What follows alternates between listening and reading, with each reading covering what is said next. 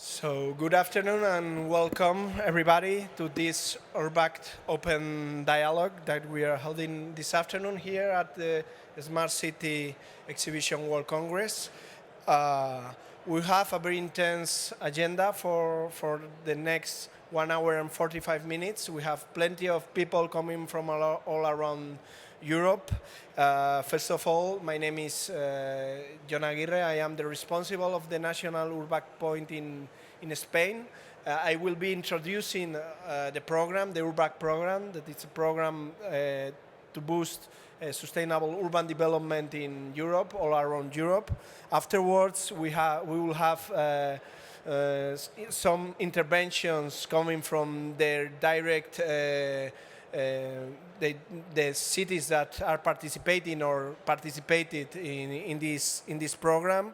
Cities coming from Hungary, from Greece, from here in Spain, also from Czech Republic, will talk about their experience in this program that last year was 15 years old, so it's a quite long-term for a European funded program. And afterwards, after the cities that we are having relating their own experience, we'll have also my colleague Maria from Greece, the National URBACT Point from Greece and Cyprus, that will tell about how is it doing URBACT in Greece. So since we don't have much time, I will just continue and tell you about what is URBACT and how can URBACT help to your city to improve your sustainable urban development policies, your developing also integrated action plans and so on. The first thing is that, URBACT is an RDF funded project that, as I said before, is 15 years old and it's still growing.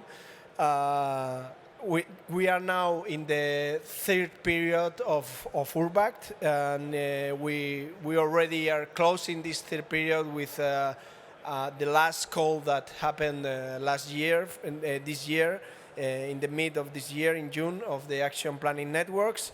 And what is URBACT about? URBACT, as I say, is helping cities developing sustainable urban development policies, projects, and plan from integrated and participatory perspective. We think the main strands of work are disintegration. It means to work together from different perspectives, not only from urbanistic or urbanist perspective, but also environmental, social, economical, different factors. We work together. And also, we work in a participatory way with all the stakeholders in the cities, since URBACT is trying to put the citizens and the stakeholders in the middle of the decision-making processes. For now on, as I said, URBACT started his history 15 years ago. Nearly 1,000 cities already participated in the different activities and networks that boosted URBACT, and we already have almost 150 networks during all these 15 years. As I say, the main objective of the program is to promote the integrated and sustainable urban development in Europe from a really wide perspective, as we will talk later. And the target of this program is every city. No matter how big or small is your city, URBACT is your program, and it's a big window of opportunity for cities to begin to develop this journey through the European funded projects. It's a quite innovative way and quite easy way to achieve the European and RDF funding, the RDF funding. So I encourage cities to get involved in it. The thematic coverage, it's very wide. It almost covers the 11 thematic objectives that the RDF funding has. At least we just covered 10 of them, and as you see, there are a lot of different kind of ideas and objectives that you can work through URBACT, and then later on we will see some specific projects and networks that are an example of this. But not only this, the coverage is based on these 10 thematic objectives, but also the last call of the APNs, of the action planning networks, is also based on the different urban agenda partnerships, from affordable housing to climate adaptation, also energy transition, security in public space, circular economy, air quality, job and skills, and so on. So as you see, you have plenty of things and plenty of topics that you can develop through this program. And the idea of the integrated approach, as I say, is to develop plans that combine these different factors: environmental, economical, social, urbanistic, and so on. So it's the way that we can manage the complexity of the city nowadays with this integrated approach. But not only the integration is important for URBACT, but also the participatory approach is really important. I mean, in URBACT we work with this participatory approach, working with the stakeholders, working through participatory processes with the citizens directly, so we can engage citizens in this kind of plans and policies. So these plans, projects, and policies can respond in a proper way to the needs of the citizens. And of course, another important strand of work is the transnational exchange. URBACT is based on the idea that even cities all around Europe have their own idiosyncrasy and their own context and their own realities. They have common problems that has to be solved from a shared perspective, from a common perspective. So this idea of transnational exchange is based on this creation of the networks and working together this common problem from a shared perspective. And the final and important point is that URBACT also helps people with experts in different fields of interest. For each network we have a lead expert that is helping the network and the cities to develop in a proper way their plans and to achieve the goals that are established in the beginning of the networks. So in this sense, we have three main strands of activities. The first and maybe most important is the creation of transnational networks. Cities gather into networks to solve a common problem through integrated action plans.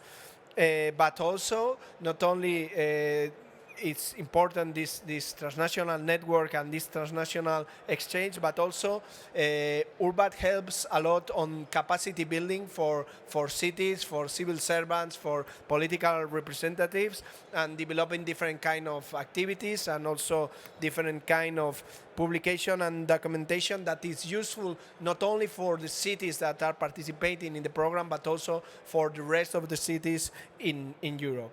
And finally, really related to this last point, we have this capitalization and communication work that we are always disseminating through URBACT, the different plans, tools, and methodologies that URBACT is developing. So also we are disseminating the results, so they are useful for other cities to develop this kind of plans, projects, and policies. We have different types of networks. We have 3 types of different networks. The first type of network will be the action planning network. Nowadays we have, in this last call that was open from January this year until April, we have 23 new action planning networks that are in the phase 1, and maybe they will pass to the phase 2 in the coming months. And the objective of these networks is to co-produce in a participatory way and also with this transnational exchange perspective an integrated action plan into the topic that they are achieving. The implementation networks, there are fewer. They ended their journey this year in May, and their objective is to implement these plans that they already have and try to overcome all the challenges on the implementation of this IIP. Today we have a representative from Trikala that will explain about one of these implementation networks, Urban Inclusion. And finally, we have this, for this URBACT 3 period and program, we have the transfer networks. These are new networks that were created for this URBACT 3 period, and the idea is to transfer and adapt URBACT good practice, URBACT labeled good practice. We have 97 good practice, URBACT good practice labeled URBACT good practices all around Europe, and we have from those 97 there were created 23 transfer networks as well. And as I mentioned, we are working very strongly on capacity building, on sustainable urban development and integrated and participatory planning for cities. We are creating these capacity building strategies and actions with tools, toolkits, national seminars, and also different big events for the cities all around Europe. Some years ago, we have this URBACT Summer University. This year, this summer university that was held in Riga in 2015, we created not the university but the more than 20 campuses all around the Europe. We have these campuses in each country of the European Union that is participating in URBACT. And this campus were a 2-day capacity building event that with different lead experts and also with the national URBACT points developed different kind of activities too for this capacity building for the transfer networks and the cities participating in URBACT. And finally, we have this capitalization and dissemination activity strand that is based on the on the communication of all the results, of the tools, all the learnings that are gathered and are created in URBACT. We have in the website of URBACT and in the website of the different networks, we have this all the publication and the program level capitalization program publications.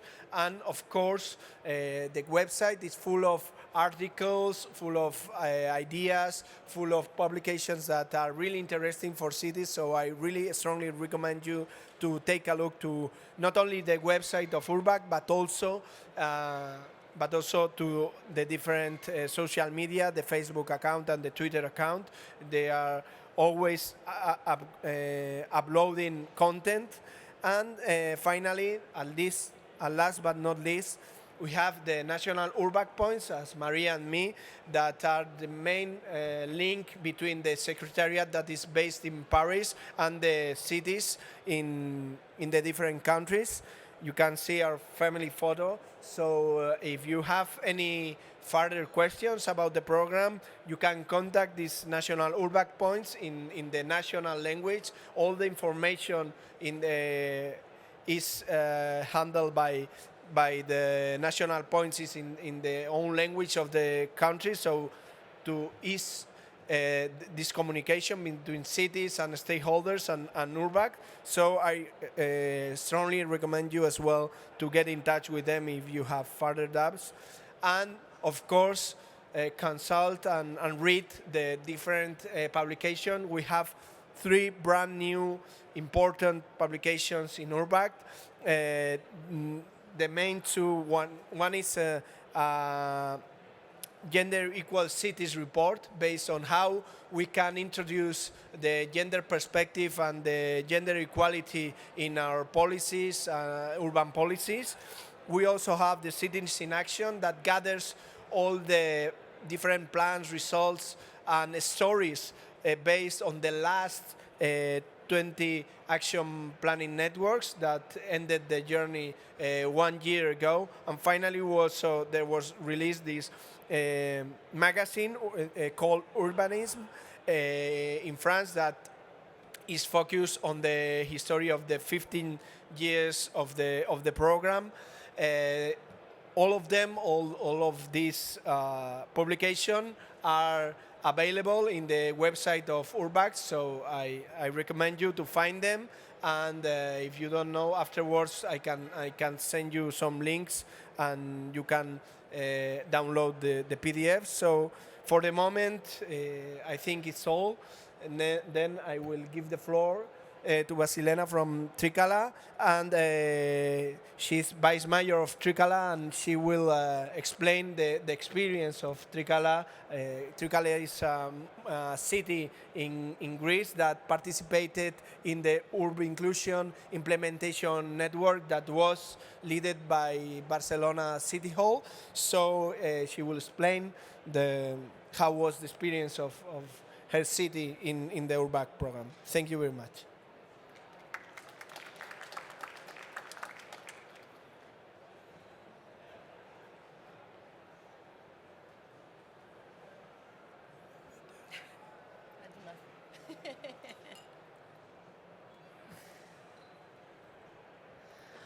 Okay, good afternoon. I am Vasilena Mitsiadi from the city of Trikala, the municipality of Trikala.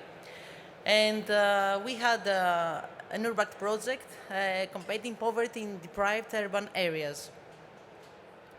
So a few words about the city of Trikala. It is located in the central of Greece, in the mainland of Greece, in fact. It has an excellent street layout and many spacious squares. And we have almost 80,000 inhabitants in the city. It is a number that it is significantly growing during the last decades. Also, the municipality of Trikala is the biggest of the 4 municipalities of regional unit of Trikala. And we have everything there, like the hospital, the city hall, higher education institutions, the courthouse, so everything is there. And all people from around the city, the suburbans, they are coming in Trikala to work every day. So the project name was Co-Creating New Implementation Solutions for Poverty Reduction in Deprived Urban Areas. And it started in October of 2016, and it ended this summer. So the main focus was on some key challenges to be tackled when going from the strategic to the implementation dimension. And the strategic objectives were 3. First, combining the area-based approach and the people approaches, vertical integration in metropolitan or functional areas in regions, and reinforcing interdepartmental cooperation at the city level. So the leader of the program, of the project, was Barcelona, and 7 other countries were in this project. Lyon from France, Glasgow, Krakow, and Timisoara, and Trikala, of course, Naples, and Turin. And how was the network developed? Of course, as all networks, with coordination meetings, transnational meetings, thematic seminars, collection of good practices, and it was the really important issue, We had a local group, an URBACT local group, and of course the dissemination activities like communication plan, the URBACT website, as John told us before, social media campaign, networks, newsletters, local events, and a few more things. In the local group, of course, there were involved the stakeholders, the City Council of Trikala, the Development and Programming Department. Among others, there were the Roma Support Center and Vulnerable Groups, Voyagers, Roma City Care Center, two NGOs, and of course, National Health System and National Educational System. So, the intervention area now. As you can see in the map, the intervention area were the three areas that are circled with the yellow line. In these areas, for us, is the most degraded and marginalized areas. Roma people live there, and from the total 80,000 inhabitants, the 2,200 are Roma, and 1/3 of them, they are movers because they're moving in Greece for work. The problems that they are facing in these areas are, of course, low educational level, lack of culture of cooperation and entrepreneurship, high poverty rates, barriers to the labor market, poor health conditions, and crime.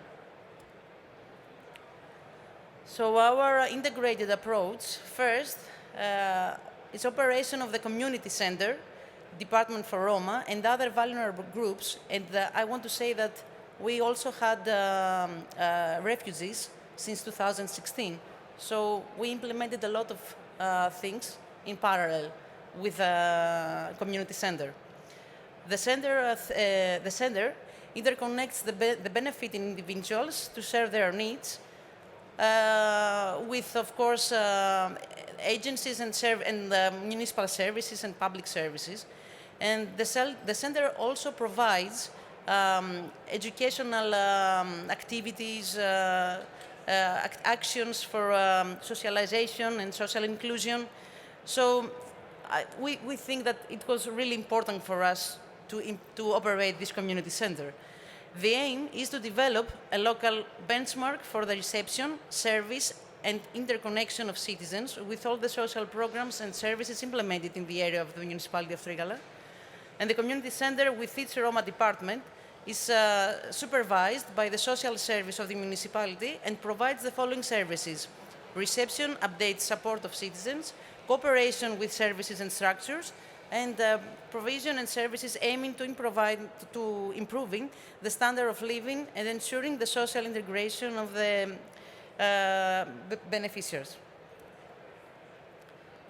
So the local plan now. The local plan for Roma social inclusion in the municipality of Trikala has been officially submitted at the Special Secretariat for Social Integration of Roma, which operates under the Hellenic Ministry of Employment, Social Security and Social Solidarity, in order to be granted and its actions to be funded. Its overall aim is to provide solutions that will help the Roma people within Trikala to be fully integrated and in the same manner to improve their accessibility in fundamental services like health, education, employment and housing and basic infrastructure, and it includes 5 axes. First, housing and basic infrastructures, promotion in employment and vocational training, education, medical social care, and of course, horizontal interventions. So what we learned from this project?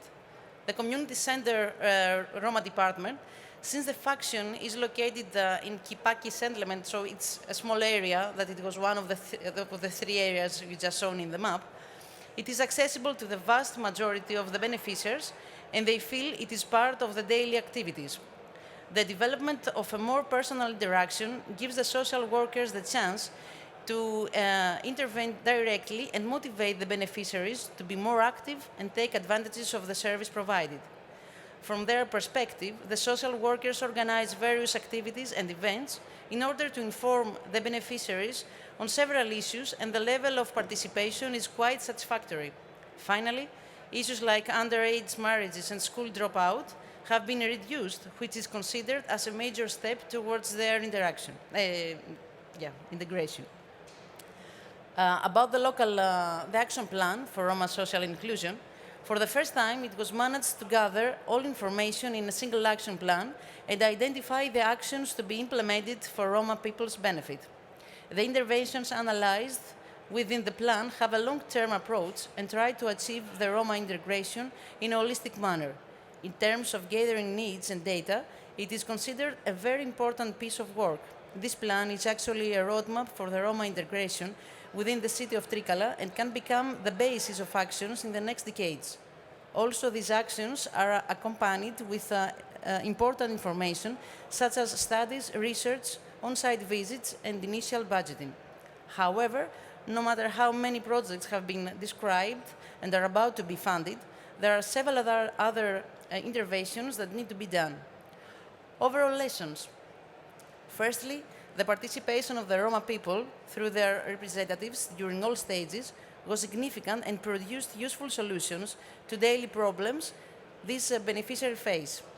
All involved parties had the opportunity to provide suggestions on a realistic basis and adjust their needs and expectations to a logical level. The participatory process is constant and gives the opportunity to be more flexible and therefore efficient.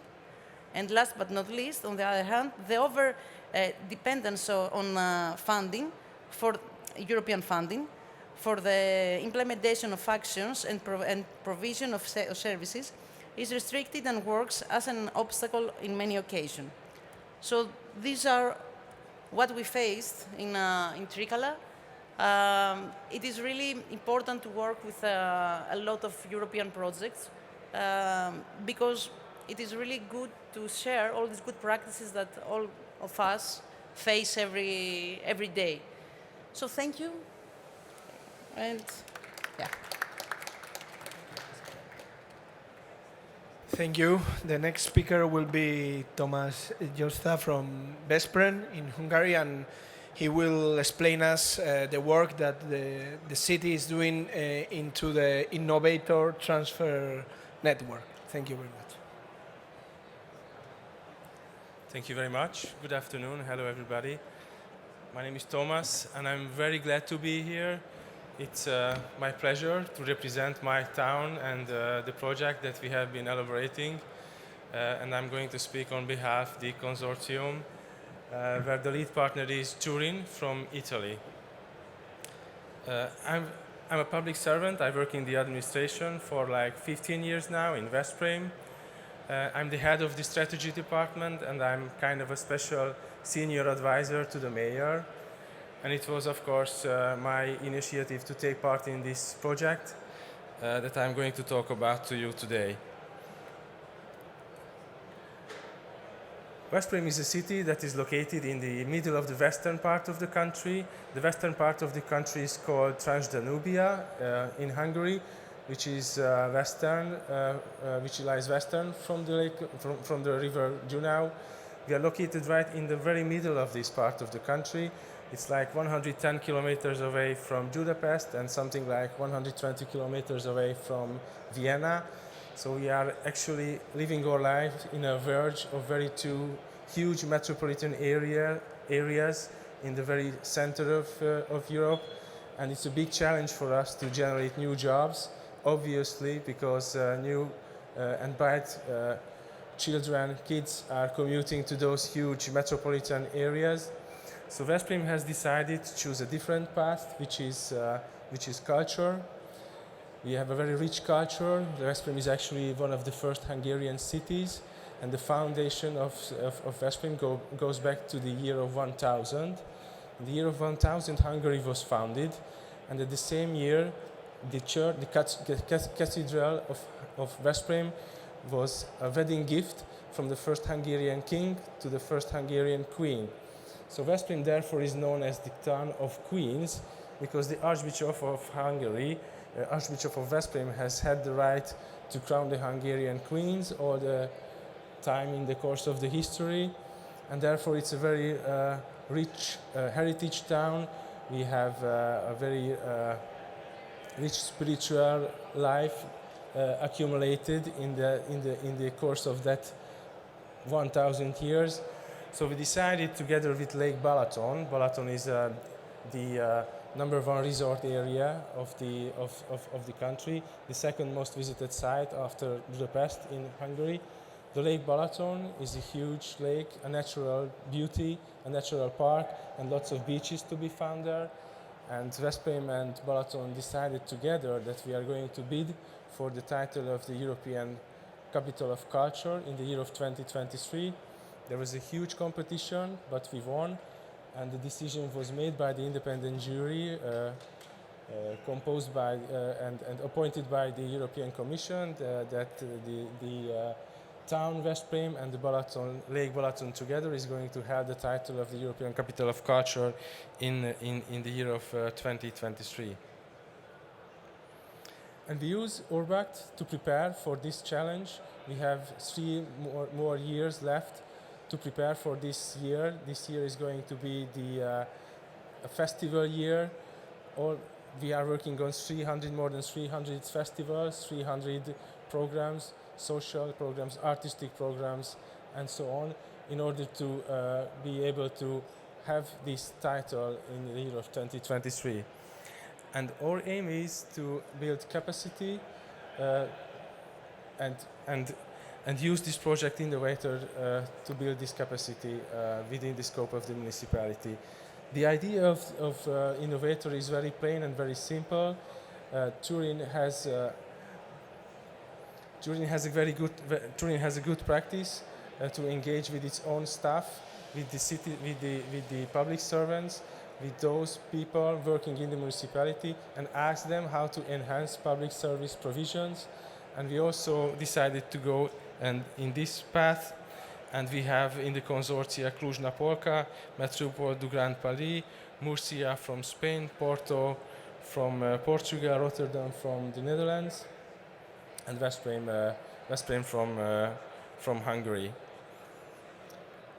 So since we have this challenge to prepare for the ECOC year in 2023, we decided to ask our staff, to ask the public servants of Veszprém to propose ideas how to enhance the public service provision in the field of culture.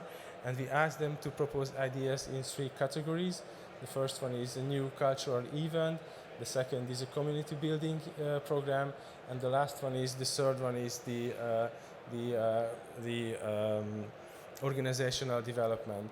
So we ask the staff, our own colleagues, to propose ideas in these 3 categories. We have actually 1,800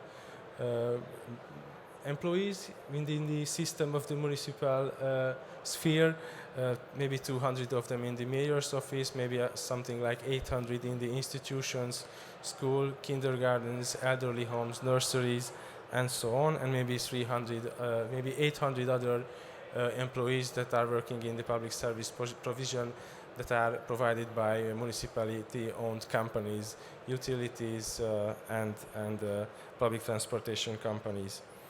We have 3 major phases in the project. The first one was closed in the first half of the year, and in that phase we produced our transfer plan. This is the idea how to adopt the practice of Turin into our own special context, into our own special needs. And we also produced the minimum viable product, which is the prototype of the questionnaire. The questionnaire is the tool, the online platform where the employees can propose ideas and submit new programs. The online platform development has been carried out in August, and we launched this platform in September. And now, at the phase of data collection, we are waiting for those proposals. In this phase, we have four major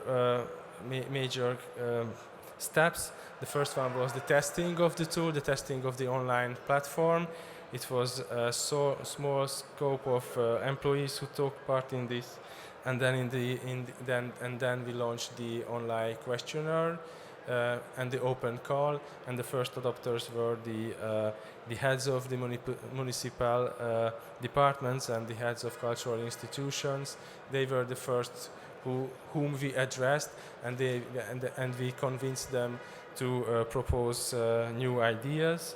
And then we extended the communication to the whole scope of the municipal system. And we proposed awards for those who give us ideas. We also had video conferences with the staff and try to explain them how to use this new tool. And at this time being, we have 21 new ideas coming from this pool, and it seems that our aim was to gather 30 of those ideas, which is not met yet. So we have extended the deadline until the end of this month, and we have focus group sessions to gather more, roughly about 10 new ideas. At the same time, we are also having the consortium meetings. The first one was in February, the kickoff meeting in Paris. There, the main topic was the transfer plan, how to address the special context of each cities that we have, and how to structure the URBACT local support group. And then Murcia, we were talking about in June the minimum viable project. At that time, everybody was ready with the questionnaire, with the tool that they are launching in order to gather ideas. And in October in Rotterdam, we were giving feedbacks on the testing phase. Our local URBACT support group consists of 8 persons. 2 of them are experts in the field of culture, 2 of them they are experts in the human resources, 2 of them are external experts from the local university, which is called University of Pannonia. They are social engineers. We have 1 IT expert and 1 quality manager expert. Half of the group is external, half of the group is from the municipal system. And the role of the ULG is obviously to supervise the whole process. They are kind of an approval body, a supervisory body. Whenever we launch new activities, there is a discussion and there is an evaluation after we finish a phase in the project. So far, since March, we have had 7 ULG meetings. And on my last slide, I'd like to give you a short insight on the main inputs that we have, on the main outputs that we have. Obviously, we will have a new tool to engage a direct dialogue with our staff. This new online platform could be used later on for other purposes, in other fields, and supporting other decision-making processes, of course. We are convinced that we are motivating our staff. It's a kind of an intrinsic motivation to give feedback on their own work and on the goals of the municipality. So this is actually kind of an experience for us how to make our staff be innovative, how to make them kind of think deeply on a problem and give solutions on a problem and engage in a two-way dialogue with the municipality, which is at the same time their employers. And it's going to be a huge contribution for us related to the year of 2023, when Veszprém is going to have the title from the European Capital of Culture. And that was it. Thank you very much, and have a nice dialogue further on. Thank you. Thank you, Thomas.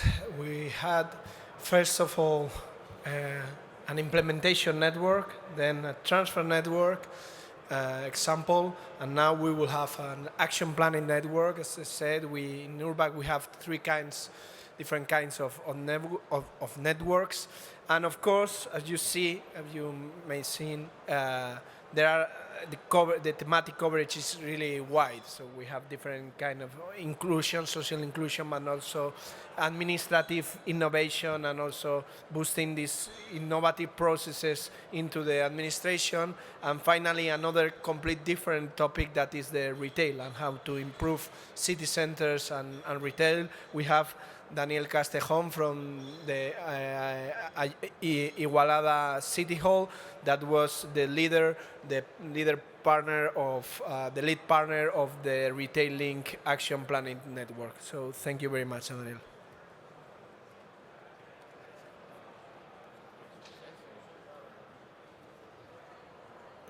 Good afternoon. Well, first things first. So, John, thank you for inviting me. Well, it's always a pleasure to take part in any URBACT activity. I wasn't supposed to be talking because Patricia Illa, who's the vice mayor of Igualada, was the person who was going to do this presentation. But unfortunately, plenary session of the council was set up for this evening, so she's not here. I will do the presentation anyway. First of all, let me introduce the network topic. The name is Retailing. Retailing is a network of cities that studied during 2 years how retail and how shops can revitalize city centers, and how from the local governments can we support our retailers to grow and to use, and how can we in the cities use retail as a tool for economic development. First of all, this is my city. This is Igualada. We are a small city in the Barcelona area, just 60 kilometers away from here. And when you think of a European project and of an European project and what it's supposed to lead to one of them, at the beginning, it always came to my mind an imagine of a big city, or that you need to be Barcelona, or I don't know, Madrid, these kind of big cities. We are just a city of 40,000 inhabitants, and we lead a European project in the framework of URBACT. Here you have some economical data about our city. Just to link afterwards with the retailing project, our main sectors are textile industries and leather industries. And one of the things that John asked us to present here is what are the main results of being part of an URBACT project. Let me tell you that our project ended on the 3rd of May of 2018, so a year and a half from now. And for me, one of the main results is to think like this that happened during that last week. As the other cities and John has told you at the beginning, when you start working in a URBACT project, you have to set up a URBACT local group to study the policy and to develop an action plan.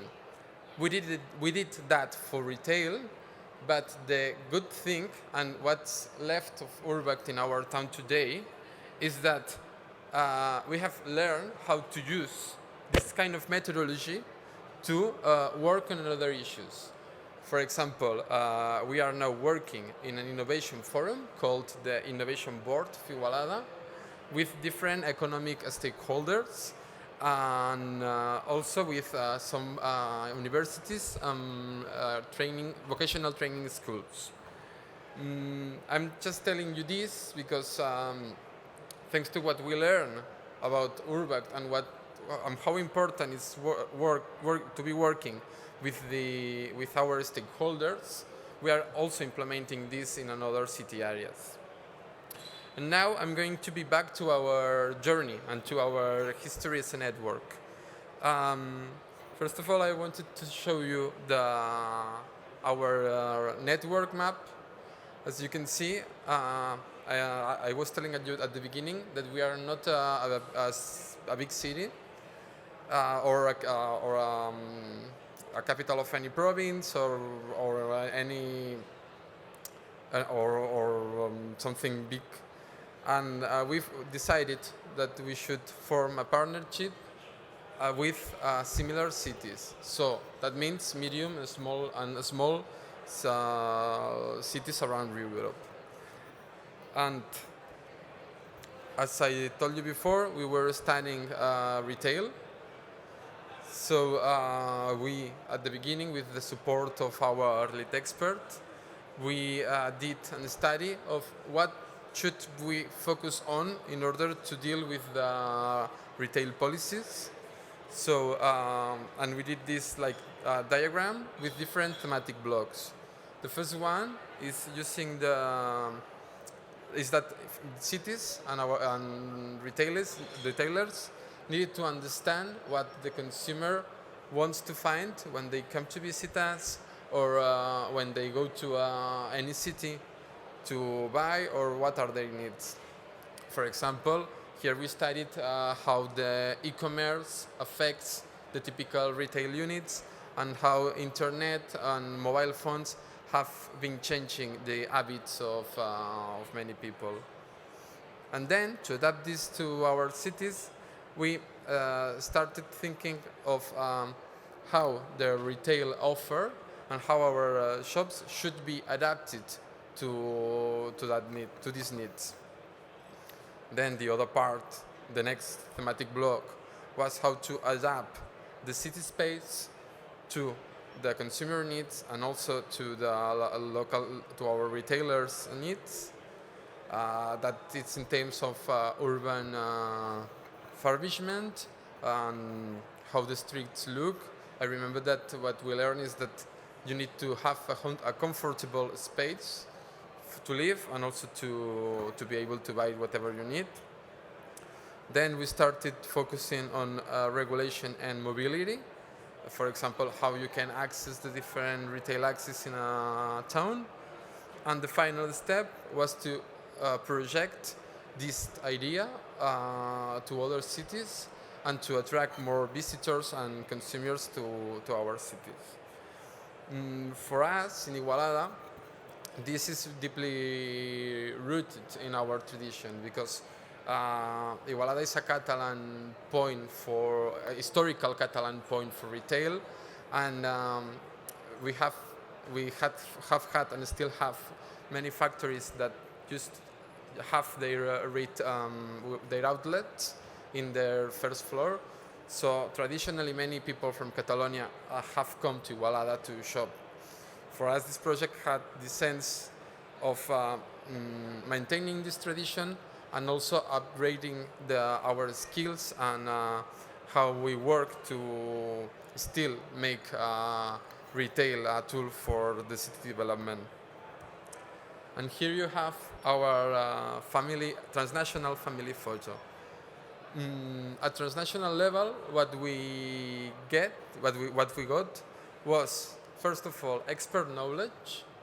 So for each of the thematic blocks that you have seen before, we could count with important experts that guide us and help us to get new ideas that we could later transfer to our city plans.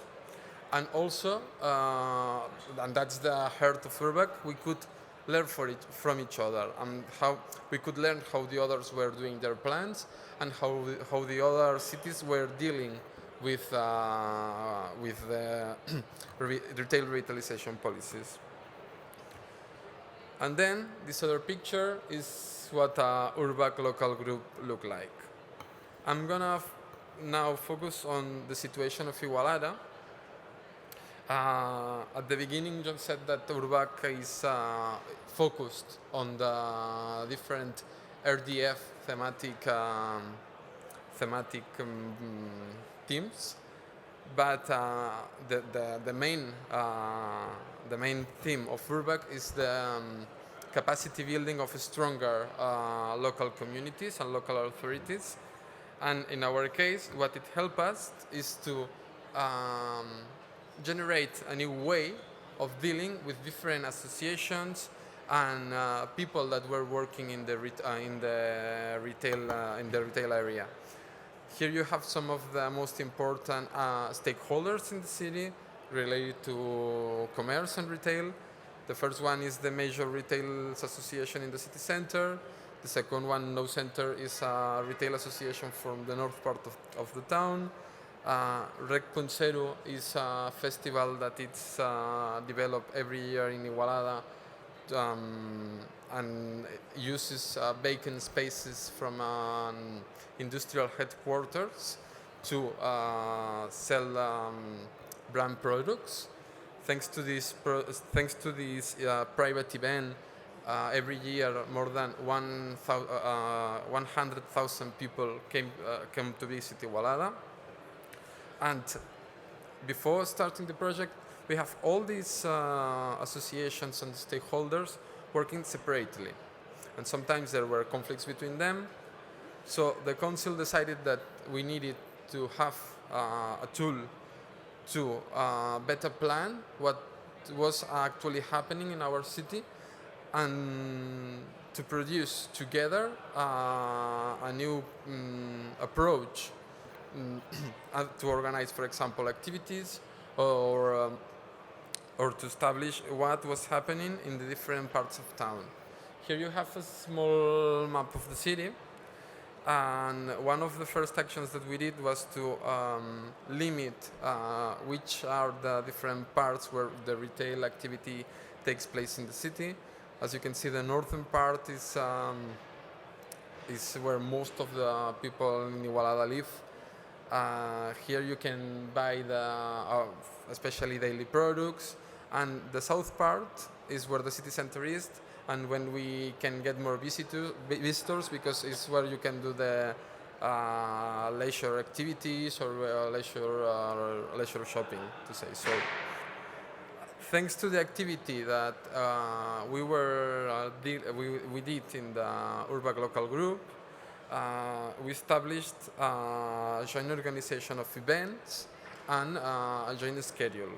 For example, the typical shopping night was also celebrated with a catwalk.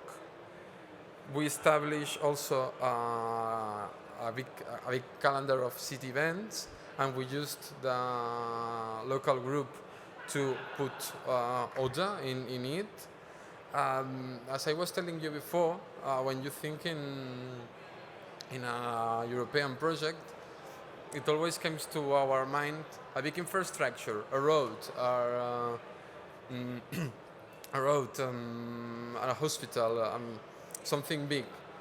In this case, I just want to emphasize that what is important is that we have learned a way of dealing with our problems and a way of better planning what is happening in our cities.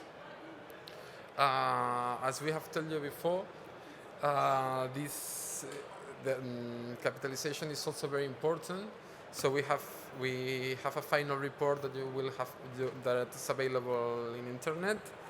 And there is also a YouTube channel that summarizes all the thematic blocks of the retailing project. And I always like to finish with this with this picture. It's from Catalan Human Tower, and for me it represents how working together we can achieve great things. So that's all. Thank you very much, and thank you, John. Thank you, Daniel. Today we are also not having people in the stage, but also in the first row. We would like to facilitate the relationship between the stage and the public. So we have Eva and Hanna from Pardubice, Czech Republic, also Isabel from the metropolitan area in Barcelona, and I will give you the floor to them just to explain their experience also in URBACT from their perspective from Pardubice and metropolitan.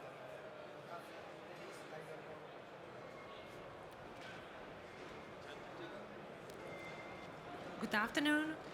So my name is Hanna. I am from Pardubice, Czech Republic, and we are also a good example of transfer network. Our project is called Tech Revolution. Actually, we are not the lead partner. Lead partner of the project is a British town Barnsley in South Yorkshire, which is former mining town, around 90,000 inhabitants, and in the district more than 200 inhabitants. And during the last 15 years, they went through the transition. They created an innovative center, which is quite successful. It is a good example in the whole England, because the occupancy of the innovative center is 98%. And they are also famous for its community center, which is open not just for the experts, but also for general public, 24 hours a day, 7 days during the week. And everybody can go there to have like individual meeting, and can join also like workshops, exhibitions, and meet the robotics and IT conferences. So that's why we decided to join the network. There are 7 members, also from Spain, Vilanova y la Geltrú, neighbor from Barcelona, Piraeus from Greece, Nyíregyháza from Hungary, Schiedam from Netherlands, and also Bacău from Romania. Within our networks, there is not just transnational meeting, but we made also like bilateral meetings, because our common needs and maybe similar problems. So that's also one good idea. And what I would mention is that it's not about the theory. In our case, it's more about the practice, and the most practicals are just the shadowing of the people doing their work. And in Barnsley, the Metropolitan Council, local government, they decided to set up like enterprising program for companies, and the services are totally provided by the municipality. They have a couple of departments. One is Launchpad department, which does like pre-care for investors, discussing and helping them from the very first beginning of setting their business. They have account management department, they have property department, also aftercare department and marketing department. So it's very efficient. Unfortunately, that's not the case of the Czech Republic. We have a couple of institutions like Chamber of Commerce, Business Development Agency, municipality does some kind of services, business incubator does the different ones. So in our case, that was like essential identify like business environment and cooperate and merge our services and do them more efficient. That means, for example, that we organize like a workshop for young entrepreneurs or students who are just having the idea of investment, to do the activities together, share the financial and human resource like conditions and abilities. And we are at the moment, we are in the middle of the procedure, and we have one more year in front of us. Of course, the ideas, the aims are different in every city, and that's why everybody has to focus on their own activities, not just to be dependent on the lead partner, because our targets are different. Our incubator has just 1 year tradition, so it's not enough. So that's why for us it's like essential not to learn just from the good practice, but observe from the failures of the others to avoid them. And I don't know, maybe that's it for the moment. So if you have any more questions, just feel free to ask me, and I would be able and glad to answer them.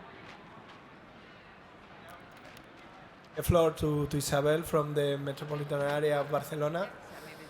As you see, we have different sizes of cities and institutions. The metropolitan area covers around 36 municipalities in the area of Barcelona, more than 3.6 million people living in the metropolitan area, and it's the only institution, the metropolitan area institution in Spain, and they participated in the Suburban Action Planning Network. Thank you. Yes, my name is Isabel Tomeo, he already said. I'm from the metropolitan area of Barcelona. We decided to join the URBACT experience because normally it is for cities. Normally it's for the municipalities that are the ones that participate. But for us was a good occasion. It was a good moment to also to work together with the municipalities that form the whole institution. So we would participate in a urban network called Urban Suburban. The topic was about urban planning, and especially about the surroundings of the inner cities and all the sprawls from the Second World War century, after all the areas of the city that grow after the Second World War, that are finally very similar in all the cities that participate in the network. I mean, there was cities from Germany or Norway or many other countries, and we find out that many of the problems were common, and it's the same that happens in all the networks. But for the cities, the materialization of the city was really like that, because the way the city was constructed in the 60s and the 70s was very similar everywhere. It was very quick, was a very similar way of doing the things. Okay, so the idea of the lead partner that was from Belgium, from Ambers, was if the last 20 years all the cities have been working to improve the quality of the city life in the old centers, in the old cities, but this work has already been done. But the problem is all the surroundings that are still like abandoned somehow, and they have common problems that, for example, is the presence of very huge infrastructure that serve to the inner city, or that they are formed by pieces that are not structured, that are isolated from each other. And also, but on the other side, they have the good things, that they have a lot of open facilities and they have a lot of equipment for the people. So the idea was to work with these good things, trying to improve the good things and trying to minimize the bad part of the sprawl. No? So the network established like 5 main strategies. The first one was to try work with transforming the relation with the region and trying to reconnect all these parts that are not connected. The second one was transforming for social inclusion, just because it's necessary, and many of these areas of the city are inhabited by people who has problems of segregation.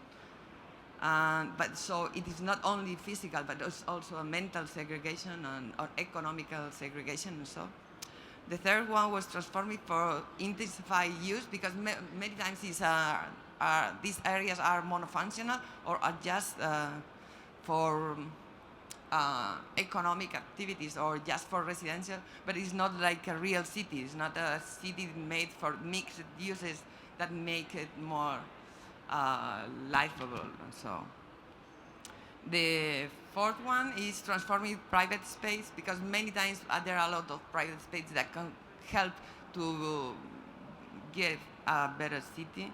And the last one, transforming planning, because one of the things we found out through the process of the URBACT was that the traditional way of thinking the city, or thinking the way the city has to be transformed, is to think a big plan for the next 10 years or so. And we found out that the only way today to do it is through very flexible plans that establish the main objectives, and then try to work in the way with smaller plans that go implementing the thing and are able to change if the things change on the way. Okay? So that was important too. In our case, we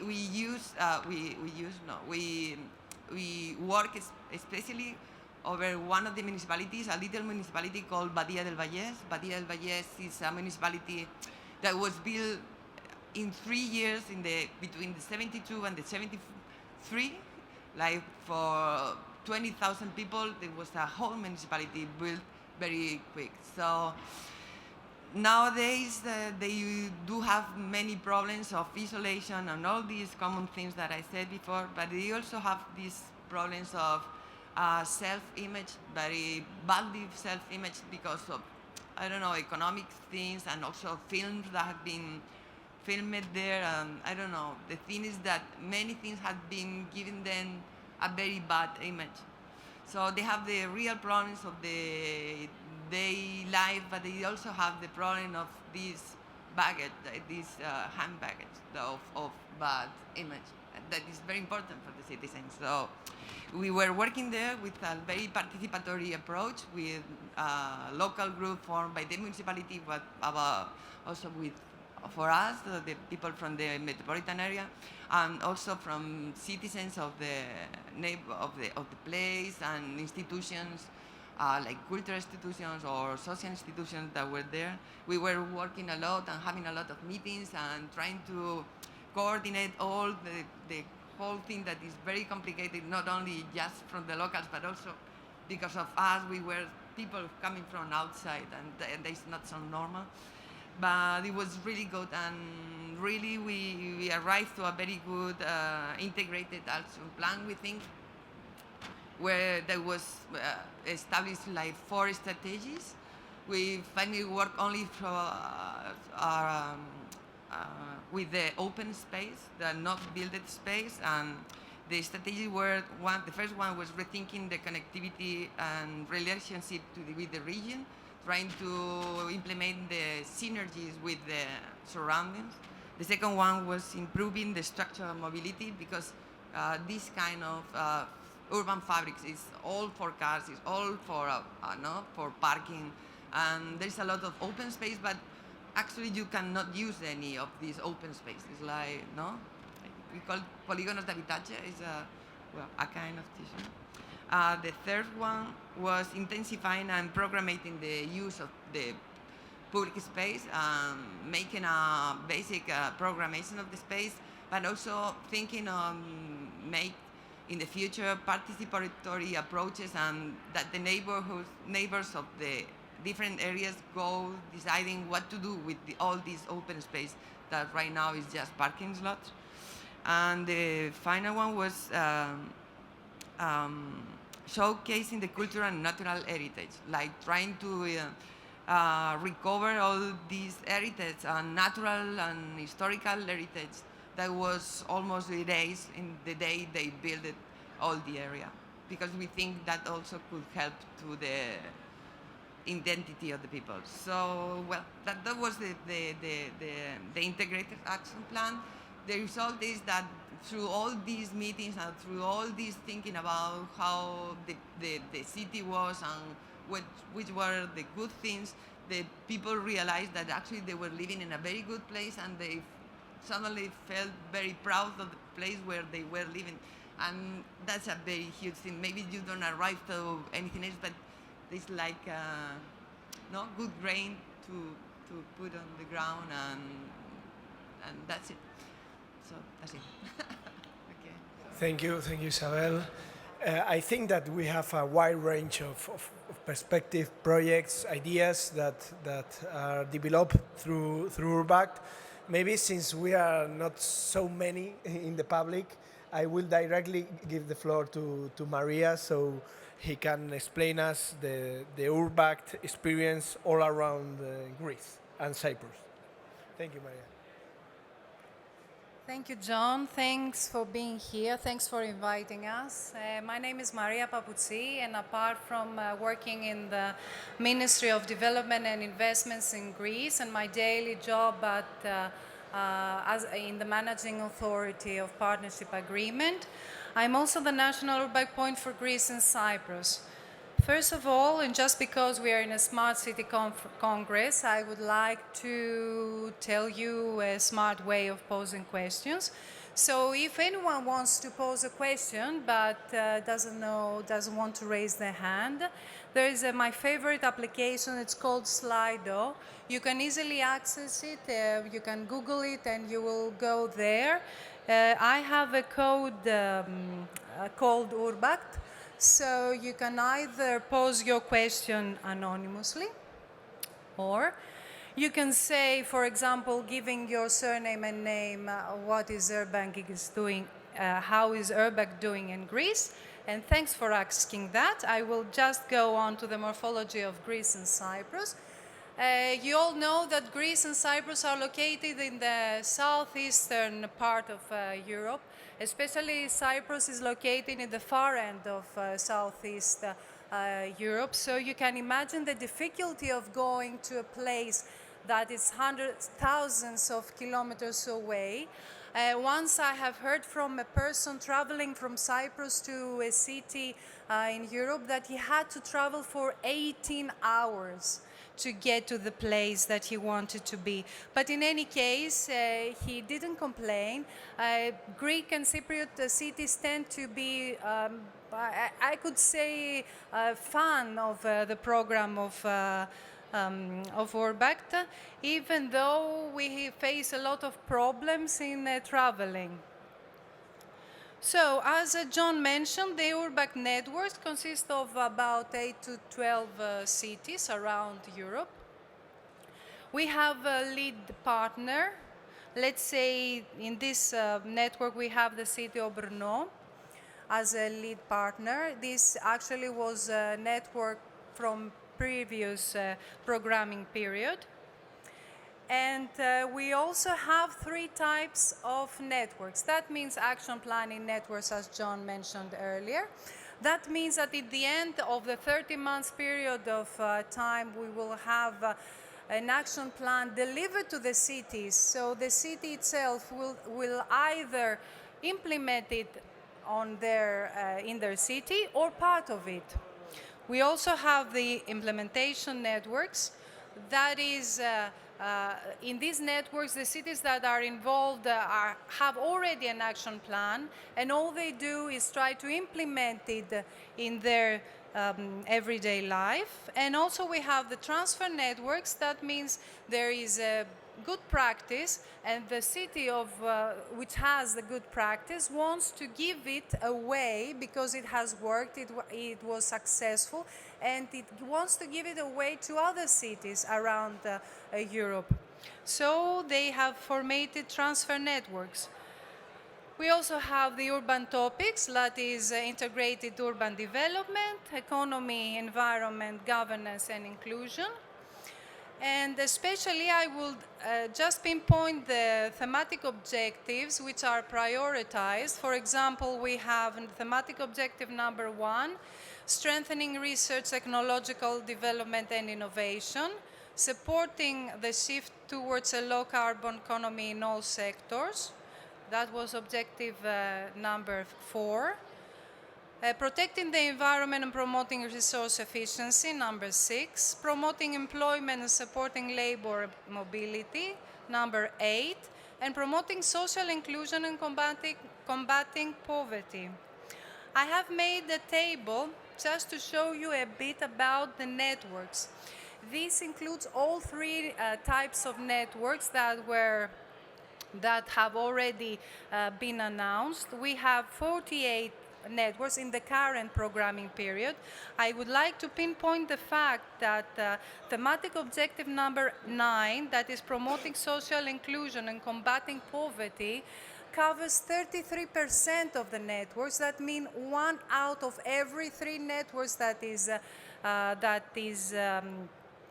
in URBACT covers this social inclusion objective. It's huge number, followed by strengthening research, technological development and innovation, thematic objective number 1, and thematic objective number 6, protecting environment and promoting resource efficiency. We can see, this means that we can see how our cities tend to work, which way they want to work. Now, let's see about the participation of Greek and Cypriot cities throughout this current programming period. We have started with the action planning networks, which was call 1 at the beginning of the current programming period. We had baby steps as a national URBACT point in Greece because we were just nominated. So we had just 7 cities in 20 approved networks, and the rate of participation reached 35%. The implementation network call, it was a little bit, there were not so many approved networks. There were only 7 approved networks, and in three we had Greek cities participated. That means the participation rate reached 43%. The transfer networks worked a little bit better. 11 cities, 10 Greek and 1 Cypriot city. Actually, it was also a lead partner in one network. That means the participation rate reached 48%, almost 1 out of 2 networks. And the last call of action planning networks, we have 15 Greek cities. So it evolved to 65.2% as a participation. I have one table here about the participation of the city, especially in the last call of action planning networks. It's notable the fact that the 4 places is in the 4 first places is Italy, Spain, Portugal, and Greece. That means all the cities of the south. This happened especially in the last 10 years within the crisis. A lot of cities have tried to find new ways of reaching new opportunities, especially in this European manner. And the second table shows the newcomers, which is a great asset to the program, especially in this call. We had 23 newcomers out of the 43 proposed in Greece.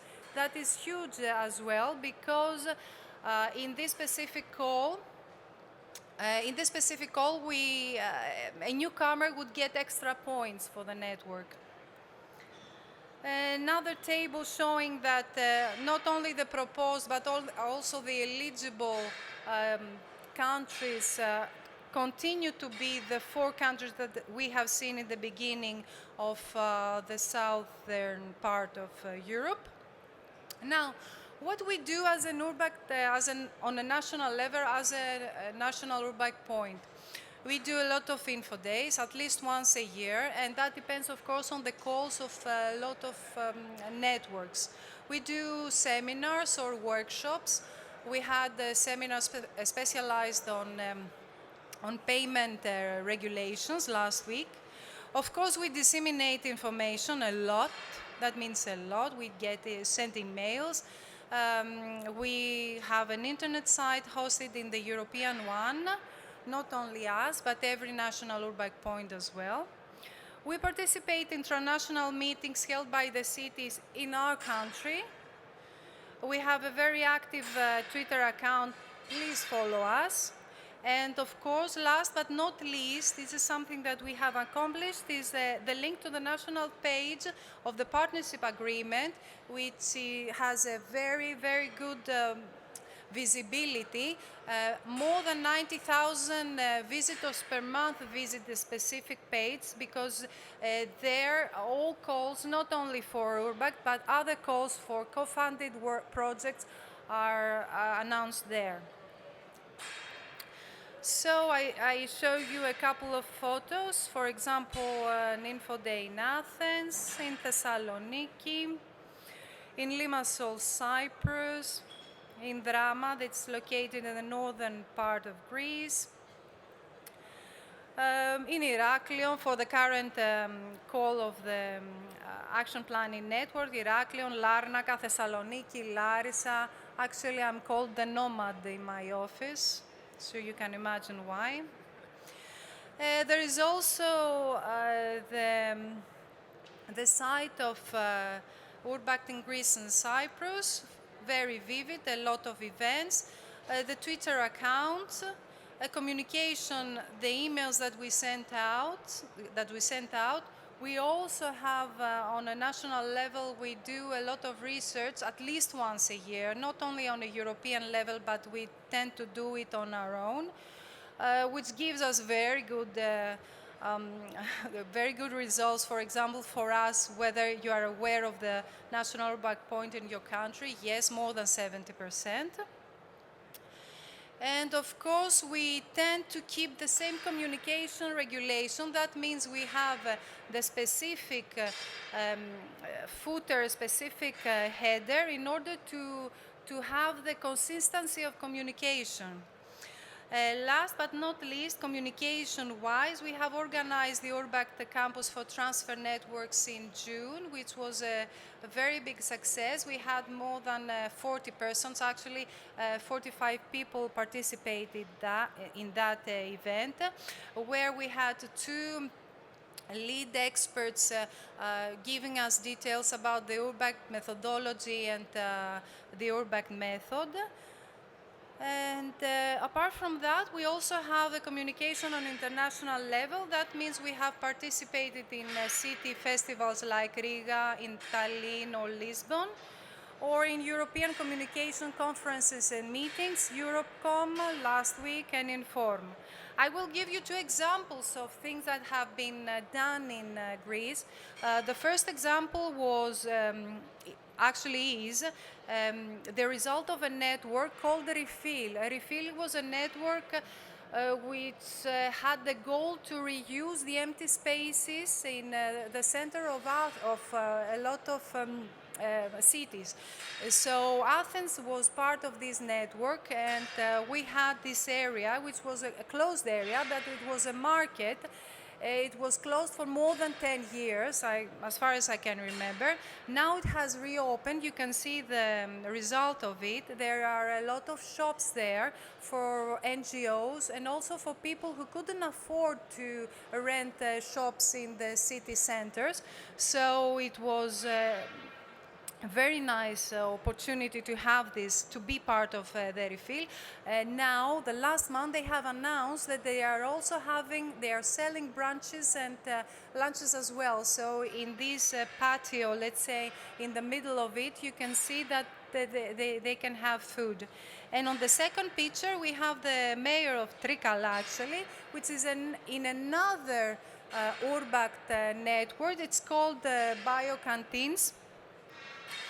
And it's about biological canteens in schools. He has announced the first biological canteen in Trikala, and actually the first biological canteen in Greece. And he has gained a lot of publicity as well for that. So now, what are the characteristics of us as a national URBACT points? We are consistent. We have continuous communication. A lot of times people say, oh, it's you again.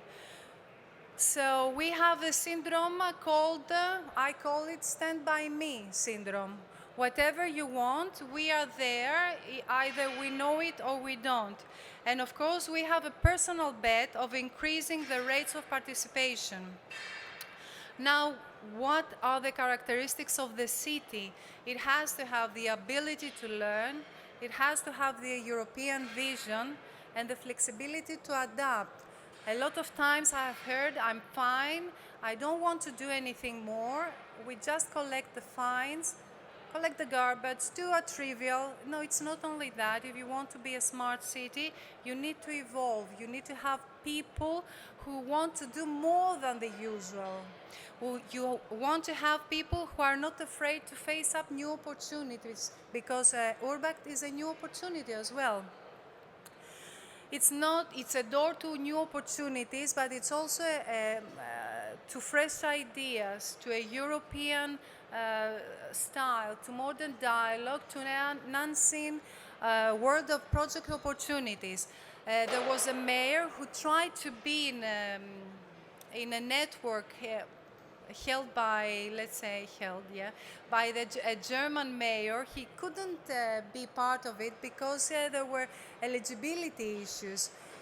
But apart from that, the German mayor told him, I know how you work, I know what you have done, I know that you are eager to learn and you are eager to participate. We will do something else. So if you don't participate in a project, in a network of URBACT, don't disappoint yourself. It's fine. Try to be extrovert. And as I say, we know that it takes two to tango, but in our case, and since we have the networks of approximately 10 cities. It takes 10 to tango. Thank you. Thank you, Maria, for these dancing lessons all across Europe and Greek lessons and Cyprus lessons on dancing and tango. Well, since we are few, I am quite embarrassed because last year we have a huge crowd. Eloy was here and he can testify that. Anyway, we have 50 minutes left for till 7. So I don't know if any one of you has any specific questions for the others. We have also Fernando from Plasencia. Plasencia is participating in the coming URBACT transfer network as well. So thank you, Fernando, for joining us. And Eloy from the Barcelona Provincial Deputy as well. So, since we will not have any question from the public, neither from the Slido, I will ask you one question to the cities that already participated in URBACT that I think is important. Next week, Maria and me will be meeting in Paris in the NAP coordination meeting. As you may know, in the RDF draft, there was an idea to integrate in a whole big program of the European Urban Initiative. We still don't know if URBACT will remain the same or not. We will possibly still keep the program as it is, and maybe we will figure it out next week. But since we are heading a new funding period, I would like you to ask you to the cities participating in URBACT, what will you ask to URBACT for the next funding period? Which things do you think the program must improve? And you cannot say more budget, okay? So if you can think on one thing that you will ask for URBACT to make it a better program or make it more efficient or more adapted to your needs. So who wants to start?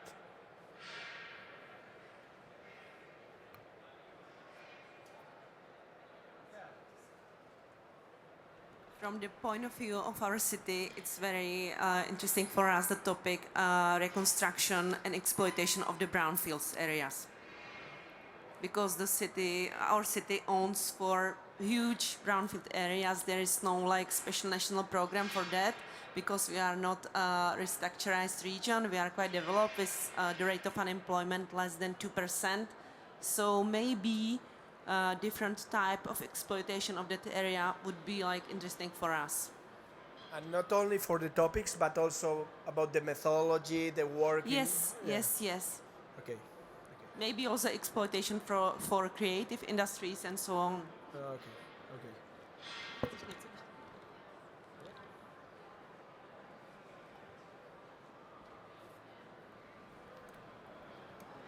One of the are you hearing me?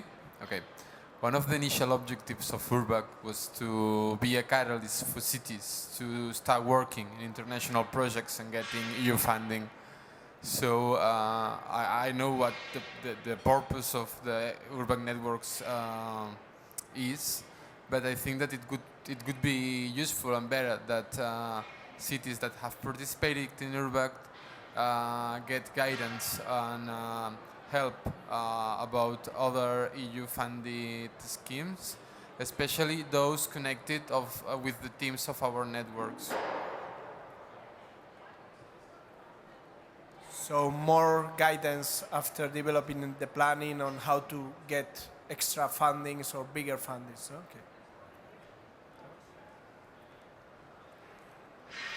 Okay.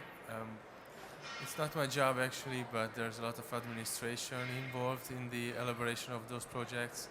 It's like 2 persons in my staff working for like 10 days. That's 2 weeks, only to submit one financial document. That's too much administration in the size of a city like us. I know it's a common problem and everybody is facing it. And we would be also happy if there could be not only small scheme investments, but maybe bigger investments could be also financed through URBACT. But that's only two that came in my mind. So, any further comments on this?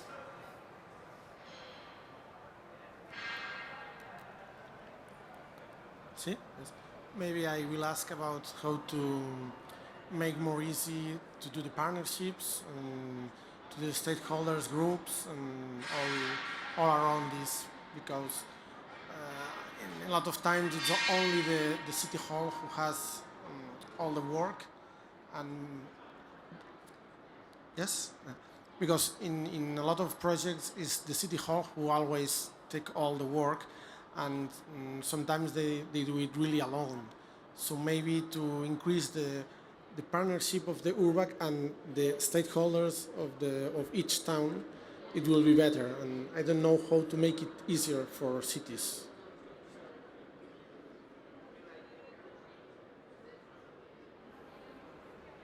The improvement of also of the participatory approach in a local way, but also in a transnational way. Okay. Anything else? Maria, do you want to add something? What would you ask to URBACT for the next URBACT program as a noob? I don't want to ask anything. I'm imagining that, especially for the easiest part of the formation, it's not only the program that gives this kind of guidance. It's also the Commission.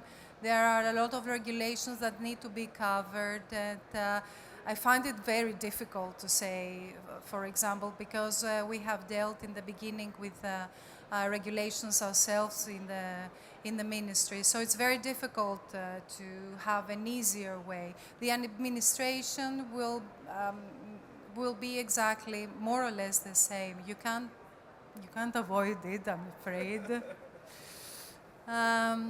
But the fact is that a lot of cities that have participated in the earlier networks, they have, let's say, the manual. They know how to do it, so it's easier for them. But as I say, and as I try to focus on the newcomers, because the old ones, they know their way, but the newcomers, we need to bring more people, more cities in the program, so that they know about it. So there is a circulation around Europe. And this is something, it's not only us as a national backpoint, it's also something that all cities should do it. For example, disseminate what you have done in the networks as well. It's very important that other cities, maybe your neighbors, can understand the work that is being done, even though it has administrational difficulties. All European projects have administration difficulties. You can imagine what happens in Horizon. Let's not discuss about that. That's it. Thank you very much. I think that a good point on URBACT also is about this sharing experiences. As it happened today, we are always trying to bring cities talk each other, because it's very, very encouraging, very engaging, and very, I don't know, very capacity building. No, we always use or invite people like Danny also to help other cities that are newcomers and so on, and it's really helpful when other cities listen from cities that have a bigger experience in URBACT, how to deal with these administrative or participatory approaches. I think it's really interesting. I think that URBACT is also helping a lot to in a conceptual way on how to develop this participatory and integrated planning in cities. At least in Spain, it's in the first steps of developing. Cities don't know sometimes what even is a plan or how to plan things. There is a lack of culture of urban planning and even more in integrated and participatory urban planning. And well, for our point, I think is enough. We'll be developing more activities next year. I feel really bad for all the cities that come today. I think that it was really fruitful this session for all of us, to meet each other, to see what other URBACT cities are doing, and I'm really sorry that more people didn't attend. I am really surprised because, as I said, last year we have this agora, even a bigger agora, full of people.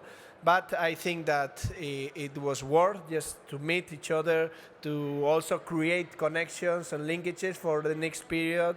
And of course, do not hesitate if you have further questions or you need any contacts for cities in Spain. And see you soon in URBACT or in other events. And thank you very much.